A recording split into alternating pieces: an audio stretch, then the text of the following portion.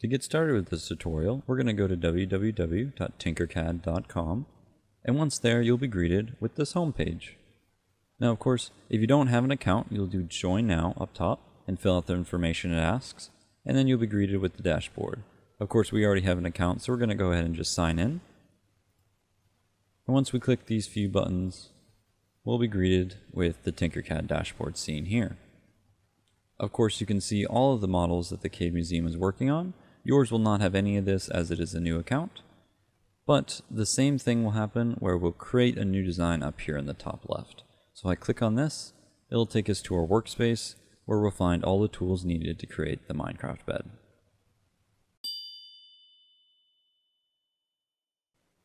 Once we get to our workspace here, you'll be greeted with three different things. The work plane, which is where we'll be doing all of our 3D modeling. It has a grid that helps us organize and align things. Our shapes menu over here on the right, the shapes being the building blocks of TinkerCAD. These are what we're building our objects out of. And then finally our toolbar at the top here. The tools will be going over all throughout this tutorial, as well as just showing off some of the shapes, although we're just going to be using the box for this Minecraft bed that we're making.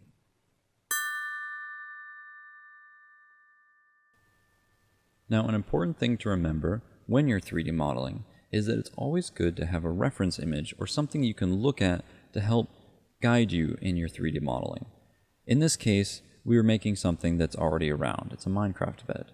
If you were making something completely new, an idea that you would have sketches of it or something you can reference later. Now, I went ahead and looked up Minecraft bed in Google and I found this image.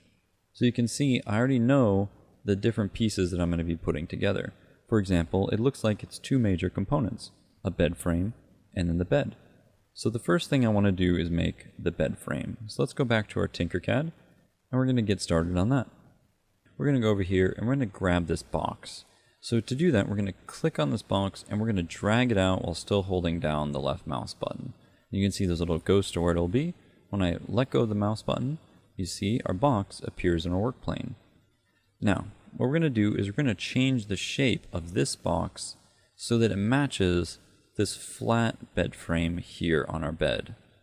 So to do that, we can use these little buttons, these little squares all around the box to change the dimensions. So in this case, you can change the width and the length here. But I want to change the height first. So I'm going to click on this box, and do you see how it says 20 here? If I click on this box and I drag down, so I'll hold the left mouse button and drag down, it changes how tall this box is. I want it to be about 1, and this is in millimeters, so that's 1 millimeter. And our frame right here is very long, so we're going to change it so it's very short but very long. So we're going to grab this black box right here, we're going to drag it out to the right until it goes to about 40, right there. Now we have the base. Now we're going to be designing this frame a little funny. We're going to be designing it upside down, and you'll see why in a second. So that means that these legs will be pointing up. So let's go back and let's go make our first leg. So we're going to go over here, we're going to drag another box out, click and drag, and we're going to change the dimensions of this box to where it's 5 by 5. So to do that, I can click on this side and change the length to 5 by dragging in. And then I can click on this box to change the width to 5. Like that. And then I'm going to change the height to 5 as well. So I'm going to click on this top box here, change this number from 20 to 5. Just like that. And now you notice everything's getting kind of cluttered in here, right? It's getting kind of hard to click on each one. So we can rectify that by zooming in. So if I use the scroll wheel or the mouse wheel and push the wheel forward, I can zoom in the camera. And in doing that, I zoom into this box, but this one kind of shuttered away over here. So I'm going to move this over. So if I click on this box, so I'm not clicking on any of the boxes, just on the box itself, clicking and dragging, I can move wherever I want it. So now I have this box sitting up here and this box right here. And I need to get this foot, which is what it'll end up being, into a corner right here, just like it is on our bed. So to do that, I can click and drag it over. The problem is it might not be the best. It's not as easy as it could be. And there's a tool that can help us fix that. So what we're going to do is we're going to select both this small box and this long flat one at the same time. and use what's called the Align tool. So to do that, I'm going to click over here, just where there's nothing over here, nothing selected, just on the work plane. I'm going to click, I'm going to hold down the mouse button, and I'm going to drag up. And do you see this red box that's created? Now that red box is called the bounding box. Anything inside that box, when I let go of the left mouse button, will be selected.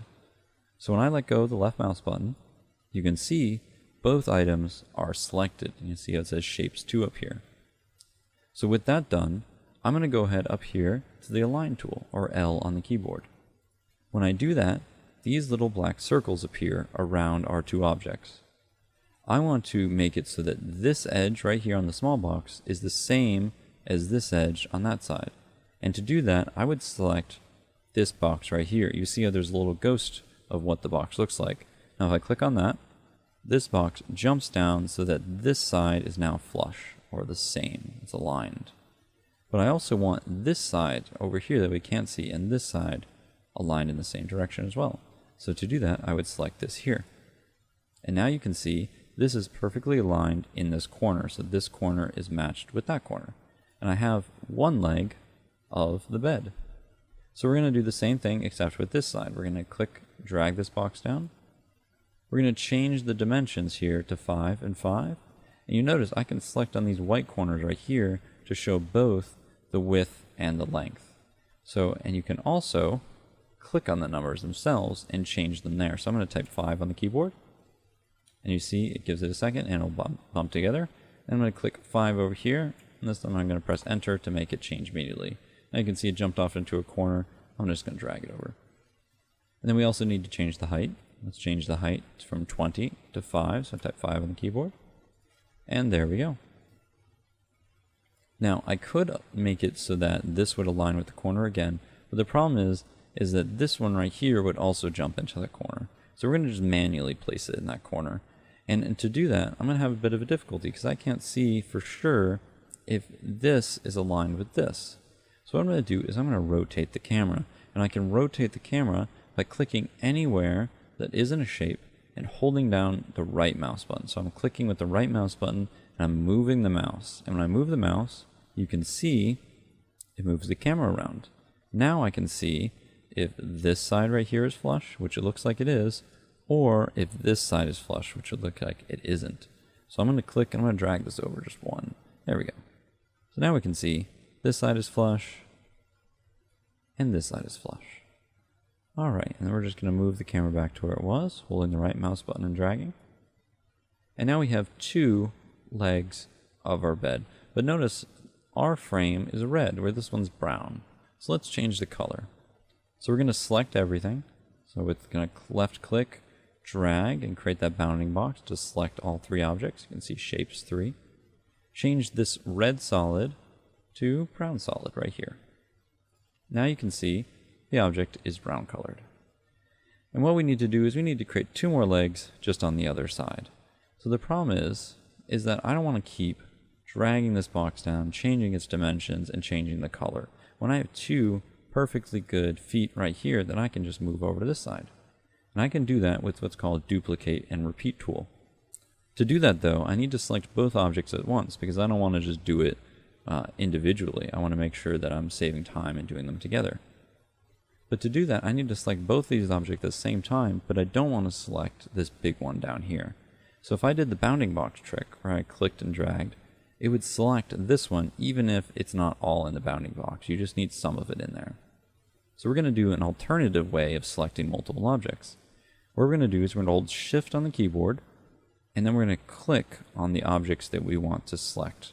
So you can see by holding Shift, I'm allowed to select two objects at the same time. You can see it says Shapes 2 up here, but it does not select an object I didn't click on, which is this right here. Now what I'm going to do is I'm going to go up here, I'm going to hit the Duplicate and Repeat tool. When I click that, it looks like nothing happens. But what really happened is that it duplicated them and put them exactly where they were. So now I have two objects inside of each other. So if I just click on this and drag it out, you can see there are actually two of them in there. So I'm just going to drag these over to the other side, and I'm going to make sure that it says -35 because I'm moving them -35 millimeters to the left, but I'm not moving it horizontally, so I'm not moving it up or down. So we don't want it to say something like this where there's a number on the top one. We want the bottom one here to be 35. Alright, so if we just take a quick look around, we can see that this corner is flush, these two sides are an even, and these two sides are even. Make sure to double check that they are, if not, move them around. Alright, and now we have our frame, but the problem is our frame is upside down. You can bear it here, the legs need to be on the bottom with the gap there.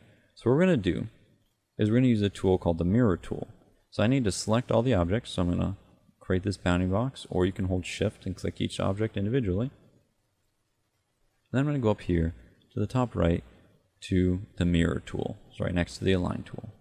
Click on that and you see these little black double-headed arrows show up.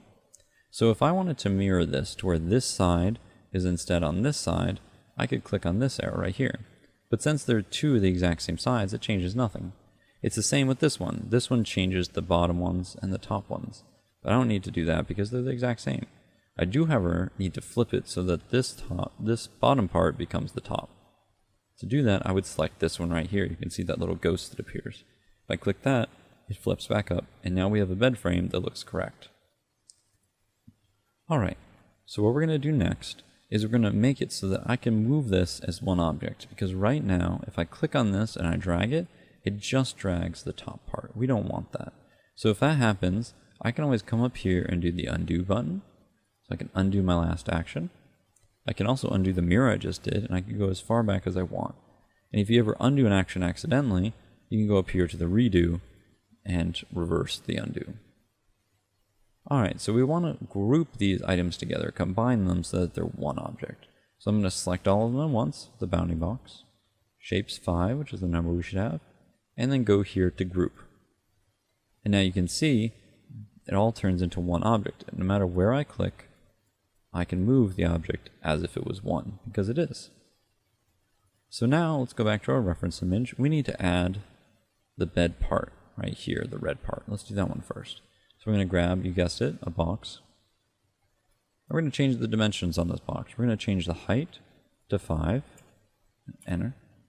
We're going to change the length to 30. And then what we have to do is we have to get this bed on top of the frame. So right now they're both sitting on the ground. To do that, if we click on our bed and go to this cone right here, we can click and drag this cone upwards to where it says 5. Let's kind of zoom out a little bit so we can see it. So see how it says 5 right here. So it's 5 millimeters above the work plane. Now what we can do is we can drag this bed on top of our frame. And you can just take a look around. So let's just move the camera, rotate it. So it's flush on this side, flush on this side, and flush on this side. So it's nice and aligned. Alright, so we have this red part. Let's add the white part where the sheets and the pillow are. So to do that, we're going to grab our final box. We're going to change its height to 5. And we're going to change its width to 10. Now we could have changed the length right here to 10, but I want to show you another feature real quick before we finish up, and it's the rotate. So right here, I can rotate this box 22.5 degree increments, like this. So I want to rotate it 90 degrees. Or if you want to rotate it more precisely, see how my mouse is inside this little cogwheel that appears? If I bring my mouse outside of it, I can do it in point increments. I can also manually change it right here by clicking on the number and typing the number I want, which is -90. Just like that. We're going to change the height of this box. We're going to drag it up 5 millimeters, just like that. So 5 millimeters off the work plane. We're going to change the color from red to white. I'm going to rotate the view. And then we're going to move this over here so that it's flush on this corner and on this corner. And these two are not inside each other. So now we have our Minecraft bed. But again, what if I want to move this bed? I'm left with individual pieces. So if I undo that twice, I'm going to have to select everything and group it so I can move it as one. But watch what happens when I hit the group button. It all turns into a brown block. Now this is because when you combine something, it adopts the color of the largest item in there. In that case, it was the frame. So what we need to do is we need to enable the multicolor tool. So we go up here to solid, click on that, and down here it says multicolor. So we click on that, it shows all the colors in this group that we made. So now it's still a solid object, but all the colors remain that we gave it. And now we have a complete bed that we can move around as we want. Now it's important that you want to organize your models and your tinkerings. So you go up here and you see how it says neat snicket jofo. TinkerCAD likes to create these nonsense names, but we're going to change it. So I'm just going to click on here and I'm going to type in Minecraft bed, just like that. And now we have a Minecraft bed that we've made using the box in TinkerCAD. One feature I could not touch on while making the Minecraft bed is the hole feature. If we were to come up here to the top, we would see that we have a box and cylinder that are shaded differently than the box and cylinder below. That is because they're shaded whole. So if I were to grab this box and pull it out, you can see that 1, it's transparent, and 2, it has these stripes on them. That indicates that it's shaded whole up here rather than solid. If I wanted to switch it, I would just click solid. If I want to switch it back, I can just select whole. What this means is if I were to group this box with our bed, like so, it cuts wherever that box touched. It's really useful for creating complex objects that are not in the shapes menu over here, as well as providing some more advanced features with creating complex objects first and then turning those into a hole. So if I were to switch our bed from a multicolored solid to a hole, switch this back to a solid, I could use this bed to cut out this shape inside the box, which we will do now. And there we are. It opens up a whole realm of possibilities with TinkerCAD and does take some experimentation to get right, but once you do, you can create some really unique objects.